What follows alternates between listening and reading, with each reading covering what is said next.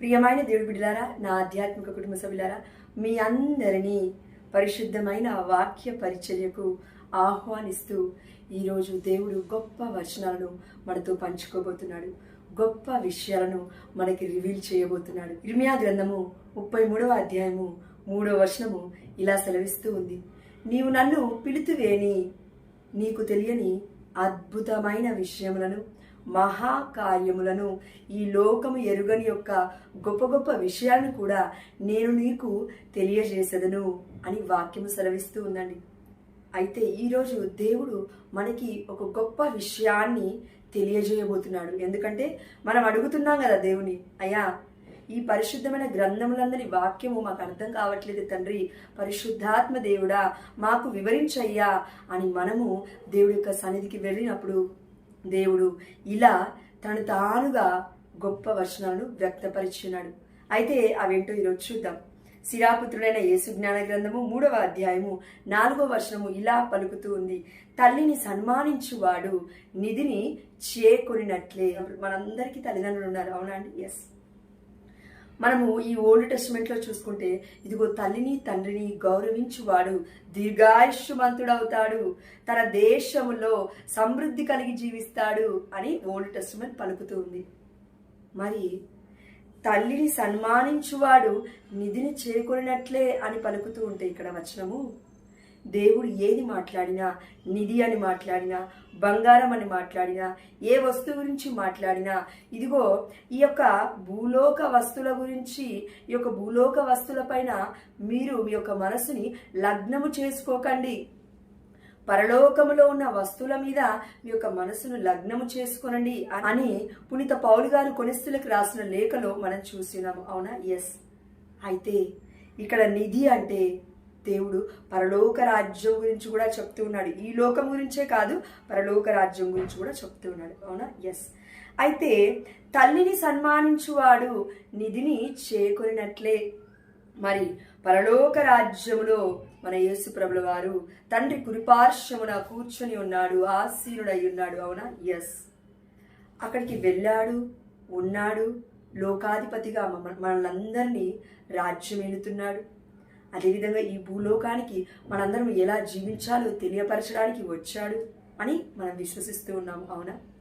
అయితే మరి ఈ యేసు ప్రభుల వారు తల్లిని సన్మానించలేదా? మన యేసు ప్రభుల వారికి తల్లిని సన్మానించాడా లేదా? తల్లిని సన్మానించాడు కాబట్టే ఇదిగో నా మార్గములో, నా సత్యములో, నా జీవములో మీరు నడవండి, అప్పుడు మీరు పరలోక రాజ్యానికి వారసులవుతారు. మరి ఈనాడు ఉన్న క్రైస్తత్వం యేసు ప్రభుల వారు తన తల్లిని సన్మానిస్తూ ఉంటే ఓర్వలేకపోతున్నారు, అసూయపడుతూ ఉన్నారు.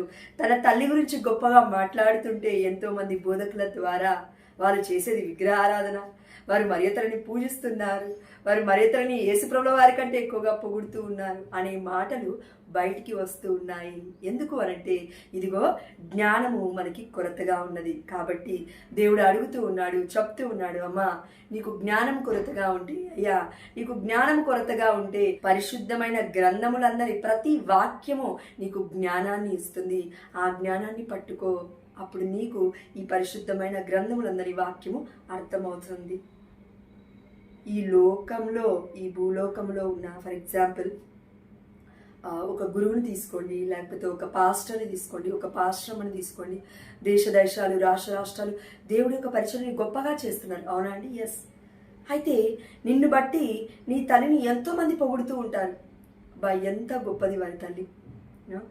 ఒక్కొక్కసారి నిన్ను కూడా పక్కకు పెట్టేసి మీ మమ్మీతో ఇలా చెప్తూ ఉంటారు, నీవు ఎన్నో సంవత్సరాల నుంచి బిడ్డల కోసం ప్రయాసపడ్డావమ్మా, బిడ్డల కోసం నీ కడుపు కట్టుకున్నావు, నీ యొక్క బిడ్డలను సరైన మార్గంలో నడపడానికి, మంచి చదువుని ఇప్పించడానికి, దేవుడి యొక్క మార్గంలో నడిపించడానికి, భర్త ఉన్నా లేకున్నా ఎలా ఉన్నా నీ స్థితిగతులు చాలా గొప్పగా పెంచావమ్మా బిడ్డల్ని అని పొగుడుతారా లేదా అని తల్లిని?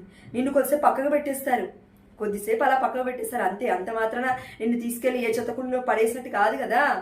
అయితే కొద్దిసేపు నిన్ను వారు పక్కన పెట్టి మీ అమ్మనో నాన్ననో పొగుడుతూ ఉంటే నిన్నైతే మొత్తం తీసి పక్కకు పెట్టినట్టు కాదు కదా.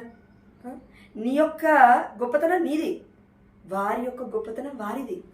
అదేవిధంగా దేవుడు అమ్మ మరియ తల్లికి అలాంటి గొప్ప స్థానాన్ని ఇచ్చాడు. అందుకే అమ్మ మరియ తల్లికి యేసు ప్రభుల వారు తన తల్లికి ఈ యొక్క భూలోకంలో పరలోకంలో కూడా అలాంటి గొప్ప స్థానాన్ని ఇచ్చాడండి. అది అర్థం చేసుకోకుండా తల్లిని పూజిస్తూ ఉన్నారు అనేసి అంటూ ఉన్నారు. మనం అందరం అర్థం చేసుకోవాల్సింది ఒకటే ఒకటి, ఇదిగో నీ తల్లిని తండ్రిని సన్మానించు. ఇదే శిలాపుత్రుడైన యేసు జ్ఞాన గ్రంథం 3వ అధ్యాయం 6వ వచనం ఎలా సెలవిస్తుందో చూడండి. తండ్రిని ఆదరించువాడు దీర్ఘాయుష్మంతుడగును, తల్లిని సంతోషపెట్టువాడు దేవుడికి విధేయుడగునట్లే. తల్లిని సంతోషపెట్టువాడు దేవుడికి విధేయుడగునట్లే. మరి తల్లిని సంతోషపెట్టిన యేసు ప్రభుల వారు, మరి తల్లిని సంతోష పెడుతున్న మన యేసు ప్రభుల వారు దేవుడికి విధేయత చూపించినట్లా లేకపోతే అవిధేయత చూపించినట్లా? మనం ఒకసారి ఆత్మపరిశీలన చేసుకోవాలి. తండ్రికి విధేయత చూపించాలి అని అంటే ఇదిగో నీ తల్లిని సన్మానించు, ఇదిగో నీ తల్లిని గౌరవించు, ఇదిగో నీ తల్లిని పొగుడు, ఇదిగో నీ తండ్రిని ఆదరించు అని వాక్యం సెలవిస్తూ ఉంటే, మరి నువ్వు నేనేంటి అమ్మ మరియ తల్లిని పొగిడిన వాక్యాలను పట్టించుకోకుండా పరిశుద్ధమైన గ్రంథం నుండి మొత్తం రిమూవ్ చేసి పడేసి అదేదో నువ్వే పరిశుద్ధమైన గ్రంథాన్ని రాసినట్లు మాట్లాడుతున్నావు ఏంటి ఈ రోజులలో? తప్పు కదా అది. కాబట్టి ఇదిగో తల్లిని సన్మానించువాడు నిధిని చేకొనినట్లే. కాబట్టి నిధి అంటే ఇదిగో ఈ లోక వస్తువులపై కాదండి, పరలోక వస్తువుల పైన మీ యొక్క మనస్సును లగ్నము చేసుకునుడు. అందుకే యేసు ప్రభుల వారు పరలోకంపై దృష్టించాడు. కాబట్టి ఇదిగో తల్లిని సన్మానించాడు. ఇక్కడ ఉన్నప్పుడే మొట్టమొదటి అద్భుతాన్ని కానాపల్లి విందులో తల్లి కోసమే ఆ యొక్క నీటిని ద్రాక్షారసముగా మార్చు అని మరియ తల్లి చెప్పినప్పుడు వెళ్ళి చేశాడు. అవునా కాదా? నా సమయమును ఇంకనూ రాలేదు, నా గడియ ఇంకనూ రాలేదు అన్న యేసు ప్రభుల వారు తన తల్లి కోసమే, తన తల్లి మాట తీసివేయకుండా ఇదిగో క్రియల ద్వారా తల్లిని సన్మానించాడు. అదేవిధంగా నేనును అమ్మ మరియ తల్లిని సన్మానించాలి, గౌరవించాలి.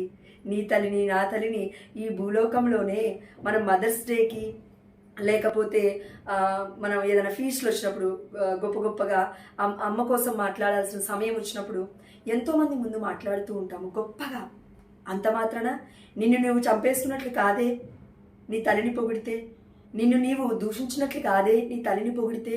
నీ తల్లిని పొగడం వల్ల కిరీటము నీకే, నీ తల్లిని గౌరవించడం వల్ల ఆస్తిపాస్తులు అంతస్తులు ఆయుష్మంతుడు నీవే అవుతావు. నీ తండ్రిని నీ తల్లిని గౌరవించు అని 4వ ఆజ్ఞ చెప్తూ ఉంటే మరి మనం ఎక్కడ ఆగిపోయామండి? పరిశుద్ధమైన గ్రంథంలో ఒక వాక్యం ఉంది అని అంటే it has a deep meaning, లోతైన అర్థం ఉంటుంది. కాబట్టి ఇదిగో నీ తల్లిని సన్మానించు. మన యొక్క తల్లులు మనకి గొప్పవారండి. మరి దేవుణ్ణి కన్న తల్లి యేసు ప్రభుల వారిని సర్వోన్నతుని శక్తిని పొందుకొని యేసు ప్రభుల వారికి జన్మనిచ్చిన తల్లి తన గర్భం ఎంత అమూల్యమైనది, ఎంత గొప్పది. మరి అమ్మ ఇంకా ఎంత గొప్పది. దేవుడు గర్భాన్ని ఎన్నుకున్నాడంటే, దేవుడి యొక్క రక్షణ ప్రణాళికలో అమ్మ మరియ తల్లి ఉంది అనంటే, దేవుడికే తల్లిగా నియమించి ఉన్నాడంటే, మరి ఆ తల్లిని సన్మానించకుండా యేసు ప్రభుల వారు నీలాగా నాలాగా ఘోరమైన పాప జీవితంలో జీవించలేదండి. గొప్ప జీవితం జీవించాడు నా తండ్రి. అందుకే తల్లిని సన్మానించాడు. అయితే ఎవరెవరైతే మరి ఈ యొక్క వీడియో చూస్తూ ఉన్నారో దయచేసి ఈ వీడియోని ఇంకా వేరే వారికి షేర్ చేయండి. అమ్మ మరియ తల్లిని ఎంతోమంది దూషిస్తూ ఉన్నారు. అరటి పొట్టుతో సమానమని, గుడ్డు పొట్టుతో సమానమని అంటూ ఉన్నారండి. దయచేసి ఈ వీడియో షేర్ చేయండి. మనము బయటికి వెళ్ళి గొప్ప గొప్ప ప్రసంగాలు చేయకపోయినా, ఎంతోమందికి బోధించకపోయినా, ఎంతోమంది ఆత్మని రక్షించకపోయినా కనీసం ఈ వీడియో షేర్ చేయడం ద్వారా వాళ్ళు మరియ తల్లి గురించి తెలుసుకొని రియలైజ్ అయ్యి అమ్మ మరియ తల్లిని గౌరవిస్తే చాలండి. దేవుడి పట్ల మనకి ఎంతో గొప్ప బహుమానం దొరుకుతుంది దేవుడి దగ్గర. అందులో భాగస్తులు మీరు కూడా అవుతారు ఒకవేళ ఈ వీడియో షేర్ చేస్తే. కాబట్టి దయచేసి షేర్ చేయండి. అయితే మరి పరిశుద్ధమైన గ్రంథంలో తల్లి గురించి ఇంకా గొప్పగా ఎక్కడ ఉందా అండి అని అంటే కనుక ఇంకొన్ని వచనాలు మనం చూద్దామండి. ఇదే పరిశుద్ధమైన గ్రంథంలో మరి తల్లి దీవించిన వారు, తల్లి యొక్క గొప్ప ఆశీర్వాదాన్ని పొందుకున్న వారు ఎంత గొప్పవారు అవుతారో మరి పరిశుద్ధమైన గ్రంథంలో ఉందా అని అంటే, ఇదిగో ఆదికాండము 27వ అధ్యాయం మనం చూస్తేనండి, ఈసాకు రెబ్కాలకు పుట్టిన సంతానం ఎవరండి? యాకోబు, ఏసావు. అవునా? ఎప్పుడు ఏసావుకి ఈసాకు సపోర్ట్, తండ్రి సపోర్ట్, యాకోబుకి తన తల్లి అయిన రిబ్కా సపోర్ట్. అవునా? ఎస్. అయితే యాకోబు ఆశీర్వాదాలను పొందుకున్నాడా తండ్రి నుండి, లేకపోతే ఏసావు పొందుకున్నాడా తండ్రి నుండి? యాకోబు పొందుకున్నాడు. అవునా? ఎస్. ఓకే, అక్కడ మోసం చేశాడు అనుకుందాం. యాకోబు ఏసావులాగా వెళ్ళి ఆశీర్వాదాన్ని పొందుకున్నాడండి, అది తప్పు వారు చేసింది అని అంటే, ఈ వచనం రాసింది పరిశుద్ధాత్మ దేవుడు అండి, నువ్వు నేను కాదు. హృదయ అంతరంగం నుండి చూస్తున్న దేవుడికి ఎప్పుడు ఎవరికి ఎక్కడ ఎలా ఆశీర్వాదాలు ఇవ్వాలో తెలీదా? అందుకే యాకోబు ఎన్నో సంపాదించుకొని గొప్ప పశు సంపదతో గొప్ప వ్యక్తిగా గొప్ప బిడ్డగా పరిశుద్ధమైన గ్రంథంలో మనకు కనబడుతున్నాడు. ఎలా అంటే, ఇదిగో 12 గోత్రాలకి ఒక కర్తగా దేవుడు యాకోబు పేరు నుండి ఇజ్రాయేలుగా నియమించి ఉన్నాడు. ఇదిగో నీ పేరు ఇజ్రాయేలు, యాకోబు కాదు. అంత గొప్ప వ్యక్తిగా దేవుడు మార్చాడంటే తల్లి ఆశీర్వాదం. తల్లి ఎవరి సైడ్ ఉంది? యాకోబు సైడ్ ఉంది. ఎవరు పంపించారు యాకోబుని తండ్రి దగ్గరికి ఆశీర్వాదం పొందుకో అని? తల్లి పంపించింది. కాబట్టి ఇదిగో తల్లిని సన్మానించువాడు, తల్లి చెప్పిన మాటలు గొప్ప మాటలు వినువాడు ఎప్పటికైనా గొప్పవాడవుతాడు, అంతేగాని నాశనం అవ్వడు. కాబట్టి మనమును ఒకవేళ తల్లికి విరుద్ధంగా మాట్లాడుతూ ఉన్నట్లయితే, తల్లిని దూషిస్తున్నట్లయితే, తండ్రిని అగౌరవపాలు చేస్తూ ఉన్నట్లయితే, ఇదిగో దీర్ఘాయుష్మంతులుగా మనం జీవించలేము. గొప్పవారిగా జీవించకపోయినా పర్లేదండి, ఇదిగో వేస్ట్ లైఫ్ జీవించాడు, వేస్ట్గా జీవించింది అనే ఒక సిచ్యువేషన్లో మనం ఉండద్దు. అలాంటి సందర్భాలలో మనం వెళ్ళకూడదు. అప్పుడు ఏం చేయాలంటే, ఇదిగో నీ తల్లిని సన్మానించయ్యా, నీ తండ్రిని గౌరవించు, దీర్ఘాయుష్మంతుడవుతావు అన్నాడు. యాకోబు ఎలా అయితే దీర్ఘాయుష్మంతుడయ్యాడో, దేవుడి యొక్క పాదాన్ని పట్టుకున్నాడు యాకోబు. పట్టుకొని పినుగులాడాడు, అయ్యా నువ్వు నాతో ఉండు, నాతో మాట్లాడు అని అంటే, ఇదిగో మాట్లాడిన దేవుడు, నీ పేరేంటి అంటే యాకోబు అంటే, తెలియక కాదండి దేవుడు అడిగాడు, నా పేరు యాకోబు అంటే, ఇదిగో నీ పేరు ఇజ్రాయిలు. అందుకే దేవుడు ఎంత గొప్ప ప్రజా సమూహానికి, ఇజ్రాయేలు ప్రజలకి ఆ యొక్క పేరునే తీసి యాకోబుకి పెట్టాడు అని అంటే చాలా గొప్పతనం ఉంది ఆ పేరుకి. కాబట్టి 12 గోత్రాలకి కర్తగా యాకోబు గారు ఓల్డ్ టెస్టమెంట్ నుంచి మనకు కనబడుతూ ఉన్నాడు. ఇదే 12 అనే ఒక ఆలోచన మనం ఆలోచిస్తే, న్యూ టెస్టమెంట్కి వచ్చేసరికి యేసుప్రభుల వారు 12 మంది అపోస్తులను ఎన్నుకున్నాడు. మామూలు విషయం కాదండి. అక్కడ 12 మంది అపోస్తులు దేవుణ్ణి అనుసరించారు యేసుప్రభుల వారిని. కానీ ఇక్కడ 12 గోత్రాలకి కర్తగా యాకోబు గారు ఉన్నారు అంటే మనం అర్థం చేసుకోవాలి అతనికి ఇచ్చిన గొప్ప స్థానం. ప్రియమైన బిడ్డ, తల్లి మాట విన్నా, రిబ్కా మాట విన్నా యాకోబే అంత గొప్పవాడైతే, అమ్మ మరియ తల్లి మాటను విన్నా యేసు ప్రభుల వారు ఎంత గొప్పవాడయ్యాడు. ఇదిగో తరతరముల వారు అమ్మ మరియ తల్లిని ధన్యురాలని పిలుస్తారు అని దేవుడు చెప్పాడు, పరిశుద్ధాత్మ దేవుడు. అదేవిధంగా ఈ నామము ఈ లోకంలో ఎవ్వరికీ లేదు, ఇదే ఘనమైన నామము, అదే యేసు నామము అని దేవుడు అంచెలంచెలుగా కుమారుని లేవనెత్తాడు. అది నీ గొప్పతనము, నా గొప్పతనము కాదు, తల్లిని సన్మానించిన యేసు ప్రభుల వారి యొక్క గొప్పతనము. దేవుడు ఏదైనా వచనం పెట్టాడు అంటే అది మన మంచి కోసమే. కాబట్టి మరియ తల్లిని దూషించడం మానేయాలి. అదేవిధంగా కొంతమంది అంటారండి, సరే ఈ యొక్క భూలోకంలో మరియ తల్లిని యేసుప్రభుల వారు గౌరవించాడు, మరి పరలోకంలో ఉన్నాడు, అయిపోయింది. దాని తర్వాత మరి పరలోకంలో కూడా ఉంది మరియ తల్లి అని ఎక్కడుందండి?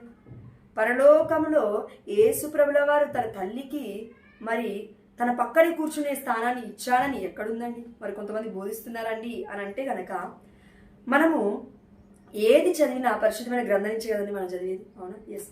అయితే రాజుల మొదటి గ్రంథము 2వ అధ్యాయము 19వ వచనం ఒకసారి చూడండి. అటు తర్వాత బత్షెబ అదోనియా కోరికను ఎరిగించుటకై సొలొమోను వద్దకు వెళ్ళెను.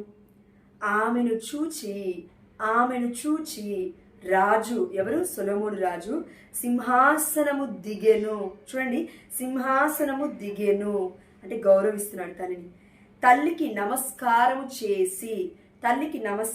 చేసి మరల ఆసనము మీద కూర్చుండెను. రాజుకు కుడి ప్రక్క బస్తెబకు మరి ఒక ఆసనము వేయగా ఆమె దానిపై కూర్చుండెను. ఈ యొక్క భూలోకంలో ఒక రాజుగా ఉన్న సొలొమోను రాజు గొప్ప జ్ఞానవంతుడు. పరిశుద్ధమైన గ్రంథంలో దేవుడు చెప్పినాడు, అవునా? ఎస్. అందరూ పాస్తులు అంతస్తులు అడుగుతుంటే, అధికారాన్ని అడుగుతుంటే సొలొమోను జ్ఞానాన్ని అడిగాడు అని దేవుడే లేవనెత్తి ఉన్నాడు సొలొమోను రాజుని, అవునా? ఎస్. ఈ సొలొమోను రాజే తన తల్లి అయిన బస్తెబాను ఎంత గొప్ప అధికారం ఇచ్చాడండి, ఎంత గొప్ప స్థానాన్ని ఇచ్చాడండి. తన కుడి ప్రక్కన కూర్చోబెట్టుకుంటూ ఉన్నాడు సింహాసనంలో. అమ్మ రాగానే సింహాసనం నుంచి దిగి వచ్చి నమస్కారం చేశాడు. సొలొమోనుకున్న జ్ఞానము ఈ పరిశుద్ధమైన గ్రంథంలో ఎవరికీ లేదు అని ఓల్డ్ టెస్టిమెంట్ గురించి చెప్తున్నానండి. ఓల్డ్ టెస్టిమెంట్లో దేవుడు చెప్పి ఉన్నాడు.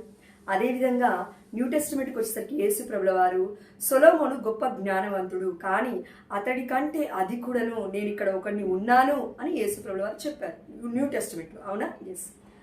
అయితే ఈ జ్ఞానం అంటే ఫర్ ఎగ్జాంపుల్ ఈ సొలొమోను గారు ఎవరికి పుట్టారండి? దావీదు గారికి బస్తెబాకి పుట్టిన కుమారుడు. బస్తెబా ఎవరండి? అంతకు ముందు దావీదుకి భార్య కాకముందు ఎవరండి? ఊరియాకి భార్య. ఊరియాని చంపేశాడు కదా దావీదు. దావీదు పాపంలో పడిన తర్వాతే కదా, బస్తెబాడు తన భార్యను చేసుకున్న తర్వాతే కదా దేవుడు గద్దించింది. సొలొమోనికి తల్లిగా బస్తెబాని దేవుడు నియమించాడు. కాబట్టి సొలొమోను తల్లిని సన్మానించాడు. కాబట్టి ఇదిగో గొప్ప జ్ఞానవంతుడయ్యాడు, గొప్పవాడయ్యాడు, గొప్ప రాజుగా ఉన్నాడు. దావీదు తర్వాత రాజంతటి వాడు రాజుగా అయ్యాడు తన కుమారుడే. అయితే మరి కొద్దిసేపు నిజంగా మాట్లాడుకుంటే దావీదుతో తప్పు చేసింది బస్తెబా. దావీదు బస్తెబాతో తప్పు చేశాడు ఊరియా అనే భర్త ఉన్నప్పటికీ. మరి అలాంటి స్థితిలో ఉన్న బస్తెబాకే దేవుడు ఇంత గొప్ప స్థానాన్ని ఇస్తూ ఉంటే, పరిశుద్ధమైన గ్రంథములందరి వాక్యము ఇదిగో సింహాసనం పైన కూర్చోబెడితే బస్తెబాని మరి మరియ తల్లికి ఏ పాపము అంటదు, మరియ తల్లికి ఏ పాపము తెలీదు, మరియ తల్లికి కర్మ పాపము లేదు, మరియ తల్లికి అసలు భర్తతో ఏ సంబంధము లేదు. కేవలం ఈ లోక సంబంధమైన వ్యక్తిగా మాత్రమే, ఒక సెక్యూరిటీగా మాత్రమే జోజప్ప గారు, మన పునీత జోజప్ప గారు ఉన్నారు, అవునా కాదా? అవును. మరి అలాంటి తల్లి గురించి మాట్లాడడానికి నీకు ఎంత ధైర్యం ఉండాలి నెగిటివ్గా మాట్లాడడానికి? అమ్మ మరియ తల్లి సంపూర్ణురాలు, అనుగ్రహ పరిపూర్ణురాలు. అమ్మ గొప్పది, దీనము కలది, వినయము కలిగిన వ్యక్తి అమ్మలో ఉంది. కాబట్టే యేసు ప్రభుల వారు ఈ యొక్క భూలోకములో సొలొమోను తన తల్లికి తన కుడి పార్శ్వమున సింహాసనంలో స్థానమిస్తే, సొలొమోను కంటే అధికుడైన యేసు ప్రభుల వారు బస్తెబా కంటే అసలు మాట్లాడడానికి కూడా పోలిక లేని అమ్మ మరియ తల్లి గనురాలు. ఆ తల్లి యేసు ప్రభుల వారి యొక్క కుడి పార్శ్వమున సింహాసనంలో కూర్చుంటుంది కదా? ఎస్. ఎందుకు కూర్చోదండి? తల్లిని సన్మానించువాడు నిధిని చేకూరినట్లే పరలోకంలో కూర్చున్న యేసయ్య మరి తల్లిని సన్మానించలేదా? ఇప్పుడు సన్మానిస్తున్నాడు, ఎప్పుడు సన్మానిస్తాడు. అందుకే దర్శన గ్రంథంలో 12వ అధ్యాయంలో అమ్మ మరియ తల్లి కనిపించింది. ఎవరికి? యోహాను గారికి దర్శన రూపంలో. దర్శనం అంటే అది కల కాదండి, స్వప్నమేం కాదు. అంటే తిరిగి చూశాడు యోహాను గారు, దేవుడు అలా తిప్పి మొత్తం చూపించాడు. అంటే పరలోకములో అమ్మ మరియ తల్లి ఉంది. కాబట్టి ఫర్ ఎగ్జాంపుల్ ఒక చిన్న మాట అండి దేవుడు గుర్తు చేస్తున్నాడు. అదేంటంటే ఇప్పుడు స్టెఫెన్ గారు చనిపోయేటప్పుడు రాళ్లతో కొట్టబడి చంపుతూ ఉన్నప్పుడు అక్కడ ఉన్న వాళ్ళందరూ స్టెఫెన్ వారు, అయ్యా నా ఆత్మని నీకు అప్పగించున్నాను, నన్ను తీసేసుకో అని అడిగినప్పుడు స్టెఫెన్ గారు పరలోకం వైపు చూస్తూ ఇదిగో యేసు ప్రభుల వారు నిలబడి ఉండుట నేను చూచితిని అనేసరికి అక్కడ ఉన్న వాళ్ళందరూ పళ్ళు కొరుక్కుంటూ ఒక పిచ్చి పట్టిన వారిలాగా బిహేవ్ చేస్తూ ఉన్నారు అనమాట. అంటే కోపం అనేది ఇంకెక్కువైపోతుంది వాళ్ళకి. అదేవిధంగా నీకును లేకపోతే ఎవరైతే విశ్వసించారో అమ్మ మరియ తల్లి వాళ్ళకు కూడా ఇదే సందర్భంలో అలానే అవుతుండొచ్చు. అమ్మ మరియ తల్లి పైన పరలోకంలో ఉండడం కొంతమంది చూశారు, ఇలా చెప్తూ ఉన్నారు, యోహాన్ గారు చెప్తూ ఉన్నారు అని అంటే కూడా నీకు కూడా అలానే అవుతుండొచ్చు. కానీ ఒకటే నువ్వు గుర్తుపెట్టుకోవాల్సింది, అదేంటంటే యేసు ప్రభుల వారు తండ్రి పక్కన కూర్చొని ఉన్నాడు. అవునా? మరి స్టెఫెన్ గారు చూసినప్పుడు నిలబడి ఉన్నాడు కదా, అవునా కాదా? స్టెఫెన్ గారు చూసారా, నువ్వు చూసావా? యేసు ప్రభుల స్టెఫెన్ గారు చూశారు. ఓకేనా? పునీతుడు స్టెఫెన్ గారు ఇప్పుడు పరలోకంలో ఉన్నారనుకోండి, చూశాడు కాబట్టి చెప్పాడు. ఎక్కడున్నప్పుడు?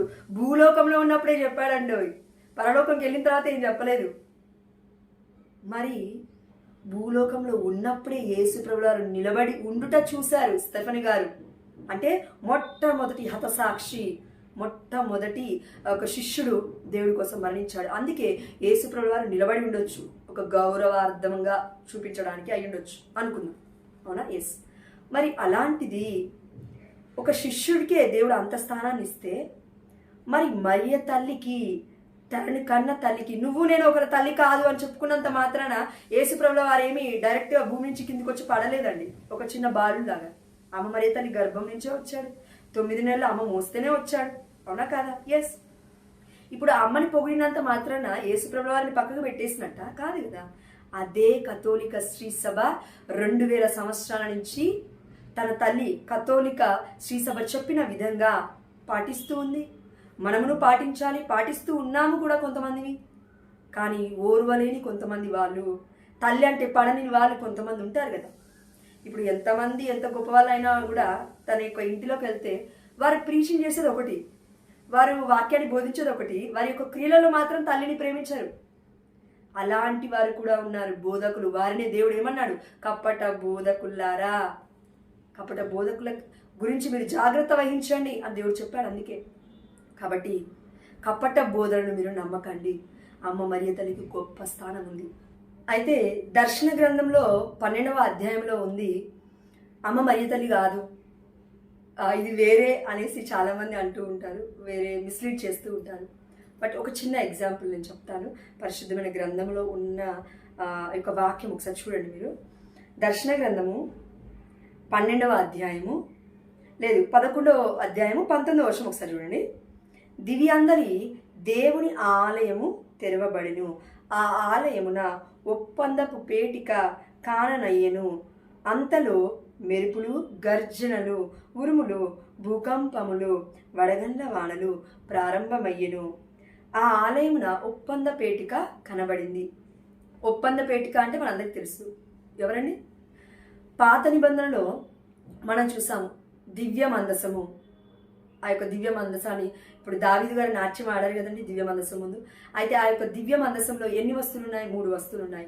మొట్టమొదటిగా మన్నా, అదేవిధంగా 10 ఆజ్ఞల 2 పలకాలు, మూడవదిగా ఆరోను కర్ర, అంటే యాజకత్వానికి గుర్తు. ఆ 3 కూడా ఎవరిలో ఫుల్ఫిల్ అయ్యాయి అంటే ఇదిగో యేసు ప్రభుల వారిలో, న్యూ టెస్టిమెంట్ ద్వారా ఫుల్ఫిల్ అయ్యాయి. అవునా? ఎస్. అయితే ఈ యొక్క యేసు ప్రభుల వారిని మోసినది ఎవరు అంటే గర్భము ఎవరిది? అమ్మ మరియ తల్లి. అవునా? ఎస్. అమ్మే ఈ దివ్య మందసం అని అర్థం. అక్కడ కేవలం ఒక పెట్టెను చూపించారండి. ఆ పెట్టె లోపట ఈ 3 ఉన్నాయి. అదేవిధంగా యేసు ప్రభుల వారు అమ్మ మరియ తల్లి గర్భం నుంచి వచ్చాడు కాబట్టి ఇదిగో అమ్మ మరియ తల్లి దివ్య మందసము కనబడింది అక్కడ. ఎక్కడ? ఇదిగో దివ్యాందరి దేవుని ఆలయము తెరవబడెను. భువి అందలి కాదండి, దివి అందలి అంటే పరలోకంలో అని అర్థం. అప్పుడు తెరవబడిన తర్వాత ఏమైందంట? ఇదిగో 12వ అధ్యాయం 1వ వచనం, స్త్రీ సర్పము అని ఉంటుందండి. మీరు కరెక్ట్గా చూడండి, ఆ హెడ్డింగ్ కూడా చూడండి, స్త్రీ సర్పము అని ఉంటుంది. ఇది ఎక్కడో విన్నట్టుంది కదా మనకి కదా. ఎస్. అయితే మనము ఆది కాండము, ఒకసారి ఆది కాండంకి రండి, 3వ అధ్యాయము 15వ వచనము. ఇదిగో ఆది కాండం 3వ అధ్యాయము 15వ వచనం ఒకసారి చూడండి. ఎప్పుడు అంటే ఇదిగో దేవుడు పామును శపిస్తున్న సమయంలో అండి, నీకు స్త్రీకి, నీ సంతతికి ఆమె సంతతికి మధ్య తీరని వైరము కలుగును, ఆమె సంతతి వారు నీ తల చితకొట్టుదురు. యేసు ప్రభుల వారే కదండి సాతానుని ఒక తల చితకొట్టేది. అవునా? ఎస్. అయితే ఇక్కడ అదే స్త్రీ, అదే సర్పము దర్శన గ్రంథము 12వ అధ్యాయంలో మనకు కనబడుతుంది, అంటే ప్రకటన గ్రంథం. అవునా? ఎస్. ప్రొటెస్టెంట్ సహోదరులు అయితే ప్రకటన గ్రంథం అంటారు కాబట్టి చెప్పాను. కాబట్టి 12వ అధ్యాయంలో అంతటా దివ్యందు ఒక గొప్ప సంకేతము గోచరించును. ఒక స్త్రీ, అక్కడ స్త్రీ, అవునా? ఎస్, ఒక స్త్రీ దర్శనము ఇచ్చెను. సూర్యుడే ఆమె వస్త్రములు, చంద్రుడు ఆమె పాదముల కింద ఉండెను. దర్శనం కనబడింది. ఎవరికండి? యోహాను గారికి. కాబట్టి స్త్రీ అని ఇక్కడ ఉంది. అదేవిధంగా యేసుప్రభుల వారు ఒక్కొక్కసారి సంబోధించినప్పుడు స్త్రీ ఇది నాకేమి నీకేమి, నా గడియ ఇంకనూ రాలేదు అంటే యేసుప్రభుల వారు అమ్మ మరియతలకి రెస్పెక్ట్ ఇవ్వలేదండి. అందుకే స్త్రీ అని సంబోధించాడు అని అంటున్నారండి. మనకి కొంచెం కామన్ సెన్స్ ఉండాలి ఆలోచించేటప్పుడు. పరిశుద్ధాత్మ దేవుడు మనం ఎక్కడ కన్ఫ్యూజ్ అవ్వకుండా ఉండడానికి స్త్రీ అని అక్కడ లిఖించి ఉన్నాడు అంతే. ఎందుకంటే ఇక్కడ స్త్రీకి, ఆదికాండంలో ఉన్న స్త్రీకి మరి మధ్యలో ఉన్న మరియ తల్లికి ఆ పేరు స్త్రీ అని పెడితే మనకు ఒక అవగాహన వస్తుంది అని దేవుడి యొక్క ప్రయత్నం. ఆ జ్ఞానాన్ని దేవుడు మనకి ఇచ్చాడు, అంతేగాని మనకి ఇష్టం వచ్చినట్టు బోధించమని కాదండి. కాబట్టి చివరిగా నా మాటలు ఏమైనా మిమ్మల్ని బాధ పెట్టుంటే అందరికీ సారీ చెప్తూ, అదేవిధంగా దయచేసి ఈ వీడియోని షేర్ చేయండి. ఎంతోమంది బిడ్డలకి అమ్మ మరియ తల్లి యొక్క గొప్పతనం తెలియాలని. మన తల్లిని మనం పొగిడినంత మాత్రాన మన కిరీటం ఏమి కింద పడిపోదండి. మన తండ్రిని మనం గౌరవించినంత మాత్రాన మన యొక్క ఆస్తిపాస్తులు అంతస్తులు ఏమి వేరే వాళ్ళు ఏం కాచుకుపోరు. అదేవిధంగా యేసుప్రభుల వారు 30 ఏళ్ళు అమ్మా నాన్నతో ఉన్నారు. ఈ లోక సంబంధమైన అమ్మ మరియ తల్లి, అదేవిధంగా పునీత జోజప్ప గారితో ఉన్నారు. వారి రెస్పాన్సిబిలిటీని దేవుడు ఎంత గొప్పగా చూపించాడంటే ఈ యొక్క నూతన నిబంధనలు, న్యూ టెస్టిమెంట్లో, ఇదిగో జోజప్ప వెళ్ళు, దేవదూత కనబడగానే దర్శనమిచ్చి కలలో కనబడి వెళ్ళు అనగానే వెళ్ళడం, రానగానే రావడం, ఇలా చేస్తూ చేస్తూ పునీత జోజప్ప గారు తన బాధ్యతను గొప్పగా వహించున్నాడు. ఇప్పట్లాగా అప్పుడు ఫెసిలిటీస్ ఏం లేవు కదండి, ప్రయాణ సదుపాయాలు ఏమి లేవు. బస్ ఎక్కి నువ్వు క్యాబ్ బుక్ చేసుకొని ఒక 10 నిమిషాలు వెళ్ళడానికి నడుచుకుంటూ వెళ్ళారు 1000 మైళ్ళు. నువ్వు నేను ఆ ప్లేస్లో ఉంటే కాపాడగలమా? లేదు కదా. కాబట్టి మనం గౌరవించాలి. మనకి గొప్ప గొప్ప విషయాలు తెలియకపోయినా పర్లేదండి, తెలిసిన 2-3 విషయాలైనా దేవుడు మనకి వివరిస్తున్న దాన్ని బట్టైనా దేవుడికి థ్యాంక్స్ చెప్తూ కృతజ్ఞత చెల్లిస్తూ మనం దేవుడి పట్ల కూడా కృతజ్ఞత భావంతో ఉంటూ దేవుడు చెప్పిన వారినైనా గౌరవిద్దాం. కనీసం నీ కళ్ళ ముందున్న వాళ్ళనైనా గౌరవిస్తున్నావో లేదు. మరి నీ తల్లిదండ్రుల్ని గౌరవించకపోతే, సన్మానించకపోతే పరలోకమందున్న దేవుణ్ణి నువ్వు ఎలా సన్మానిస్తావు అని వాక్యం చెప్తూ ఉంది. ప్రియమైన బిడ్డ, మరి తల్లిదండ్రులు గౌరవిస్తూ ఉన్నావా? సన్మానిస్తూ ఉన్నావా? ఏకైక దేవుడే మన తండ్రి చెప్పిన విధంగానే యేసు ప్రభుల వారే తన తల్లిని సన్మానించాడు, తండ్రిని గౌరవించాడు. మరి నీవును నేను గౌరవిస్తూ ఉన్నామా? సన్మానిస్తూ ఉన్నామా? ఒకసారి ఆలోచించాలి. కాబట్టి మనల్ని మనము ఎన్నోసార్లు పొగుడుతూ ఉంటాము. మన ఫ్రెండ్స్ ముందు కూడా మనల్ని మనం ఎవరైనా పొగుడుతుంటే ఎంతో ఆనందిస్తాము. అదేవిధంగా నీ తల్లిని పొగిడినంత మాత్రాన నిన్ను మొత్తం దూషించినట్లు కాదు కదా. అదేవిధంగా అమ్మ మరియ తల్లిని పొగిడినంత మాత్రాన అమ్మ మరియ తల్లిని పూజించినట్లు కాదు, యేసుప్రభుల వారిని పక్కకు పెట్టి గౌరవాన్ని ఇచ్చినట్టు. అందుకే కొన్ని టర్మినాలజీ, కొన్ని టర్మ్స్ ఇలా మాట్లాడుతున్నాయి. ఎలా అంటే గ్రీక్ అండ్ హిబ్రూలో మనం చూసుకున్నట్లయితే లాట్రియా, దూలియా, హైపర్ దూలియా. లాట్రియా అంటే ఆరాధనకి అర్హులు. ఎవరు? కేవలం దేవుడు మాత్రమే ఆరాధనకి అర్హులు. అవునా? ఎస్. దూలియా అంటే గౌరవింపదగిన వారు. అంటే ఈ లిస్టులో ఎవరు వస్తారు అంటే దేవదూతలు, మన పునీతులు, వీళ్ళు వస్తారు. అదేవిధంగా హైపర్ దూలియా అంటే అధిక గౌరవాన్ని పొందుకునేవారు. అంటే వీరిటు దేవదూతలకి కంటే ఎక్కువగా, దేవుడి కంటే కొంచెం తక్కువగా వారు ఎవరు అంటే అమ్మ మరియ తల్లి. కాబట్టి అమ్మ మరియ తల్లికి అధిక గౌరవాన్ని ఇవ్వాలి అని దేవుడు ప్రయాసపడుతూ ఉన్నాడు. అందుకే ఈ వాక్యాన్ని కూడా మనకి రివీల్ చేసి ఉన్నాడు. ఇర్మియా గ్రంథం 33వ అధ్యాయం 3వ వచనం, నీవు నన్ను పిలుతువేని, నీకు తెలియని అద్భుతమైన విషయమును, ఈ లోకానికి అర్థం కాని గొప్ప అద్భుతమైన కార్యముల గురించి నేను నీకు వివరించదను. ప్రియమైన బిడ్డ, అవును కదండి. ఎస్, ఈరోజు మనతో దేవుడు మాట్లాడి ఉన్నాడు, మనకి వివరించి ఉన్నాడు. దీన్ని మనం షేర్ చేయకపోతే తప్పవుతుంది. ఎదుటి వారికి చెప్పకపోతే, ప్రకటించకపోతే, మన ప్రయత్నం కూడా మనం చేయకపోతే ఇంకా మనము దేవుడి యొక్క వాక్య పరిచర్యలో ఎలా ఎదుటి వారికి సాయం చేసినట్లు. గుక్కెడి నీళ్ళైనా దేవుడు బోధనలు చేస్తున్న వారికి ఇవ్వాలి అని దేవుడి యొక్క వాక్యం సెలవిస్తూ ఉంది. అలాంటి వారికి కూడా ఆశీర్వాదం. అందుకే మన వంతు ప్రయత్నం ఎదుటి వారికి షేర్ చేద్దాం. ఓకేనండి. Thank you all. కాబట్టి ఇంకా ఎన్నో వచనాలు మనం చూడొచ్చండి. కాకపోతే వీడియో అనేది ఇంకా లాంగ్ అయిపోతుంది. కాబట్టి ఇంకొన్ని విషయాలు, ఇంకొన్ని గొప్ప సత్యాలు అమ్మ మరియ తల్లి గురించి మీకు వివరించడానికి దేవుడి యొక్క పరిశుద్ధాత్ముడి యొక్క కృపానుగ్రహం పొందుకొని మరలా ఇంకొక వీడియోలో మిమ్మల్ని కలుసుకుంటాను. అదేవిధంగా దేవుడి యొక్క సత్యమైన నిజమైన మార్గము వైపే మనం ప్రయాణిద్దాము. కాబట్టి ఆ మార్గమే, ఆ సత్యమే, ఆ జీవమే మనల్ని అమ్మ మరియ తల్లి రూపాన ఈరోజు ఎప్పటికీ ఎల్లప్పటికీ తన కుమారుడి వైపు వెళ్ళటానికే మనకి కుమారుడి వైపు, తన కుమారుడి మార్గంలో నడవడానికి ఒక గొప్ప ఆదర్శమూర్తిగా అమ్మ మరియ తల్లి, ఒక గొప్ప తల్లిగా మనకి సహాయపడుతుంది. కాబట్టి ఫర్ ఎగ్జాంపుల్ ఇప్పుడు మనం ఉన్నామండి, మన కుటుంబంలో తండ్రి గొప్ప బాధ్యత వహిస్తాడు. ఎన్ని డబ్బులు తీసుకొచ్చి అక్కడ పోసినా ఒకవేళ తల్లి వ్యర్థమైన ఖర్చులు పెడితే అసలు ఆ సంసారం అనేది ముందుకెళ్ళదండి. కానీ అదే తల్లి అన్నీ చూస్తూ, అన్నీ సక్రమంగా సర్దుతూ, అన్ని కుటుంబ బాధ్యత నిలబెట్టుకుంటూ చూసుకుంటూ ఉంటే ఆ కుటుంబం ఎంత చక్కగా ఉంటుంది. తల్లి బాధ్యత తండ్రిని మించిన బాధ్యత. ఇటు కుటుంబంలో ఉన్నవారిని, తనకు పుట్టిన సంతానాన్ని, తన భర్తని, తన భర్త అమ్మానాన్నని, ఇటు తన యొక్క తల్లిదండ్రుల్ని, ఇలా ఒక 2-3 కుటుంబాలను మొత్తము ఐక్యపరిచే ఒక గొప్ప ప్రేమ భార్య దగ్గర తప్ప, ఒక తల్లి దగ్గర తప్ప ఇంకెక్కడ దొరకదు నన్ను అడిగితే. అంటే గొప్ప స్త్రీల గురించి నేను మాట్లాడుతున్నానండి, విడగొట్టే స్త్రీల గురించి నేను మాట్లాడట్లేదు, సారీ. అయితే అమ్మ మరియ తల్లి గురించి మనం ఒక స్త్రీగా మాట్లాడుకున్నప్పుడు అమ్మ చాలా గొప్పది. ఎంత గొప్పదంటే మాటలకు కూడా చెప్పలేదు. ఎందుకంటే ఇక్కడ బస్తవానే దేవుడు అంత హెచ్చించి ఉంటే అమ్మ మరియ తల్లిని భూలోకంలో మాత్రమే హెచ్చించి విడిచిపెడతాడా? పరలోక రాజ్యంలో కూడా అమ్మకి స్థానాన్ని ఇస్తాడు. కాబట్టి గాబ్రియేలు దేవదూత వచ్చి అమ్మ మరియ తల్లిని దర్శించింది. ఎన్నోసార్లు దేవుడు చెప్పిన విధంగా తన తల్లిని అధికంగా గౌరవిస్తూ, ఇదిగో తరముల వారు నా తల్లిని ధన్యురాలని పిలుస్తారు. పరిశుద్ధాత్మ దేవుడు చెప్తున్నాడు ఈ వాక్యం, అవునా? ఎస్. కాబట్టి తండ్రి, కుమార, పరిశుద్ధాత్మ త్రిత్వైత్వం కలిగిన వారు, కానీ ఒకే మనస్తత్వం, ఒక్కరే అని మనం చెప్పచ్చు. కాబట్టి దయచేసి ఈ యొక్క వీడియోని మీ దగ్గర పెట్టుకోకుండా దయచేసి షేర్ చేయండి. చాలా మంది అమ్మ మరియ తల్లి మీద నెగిటివ్ మాటలు మాట్లాడుతున్నారు. మిమ్మల్ని మీ అందరికీ నేను దండం పెడుతున్నాను. అమ్మ మరియ తల్లి గురించి అలా మాట్లాడుతుంటే నా వల్ల కావట్లేదండి వినడానికి, నాకు చాలా కష్టంగా ఉంది. కాబట్టి మీ అందరికీ దయచేసి నేను రిక్వెస్ట్ చేస్తూ ఉన్నాను, మీ అందరినీ నేను అర్థిస్తూ ఉన్నాను. దయచేసి ఈ వీడియోని షేర్ చేయండి.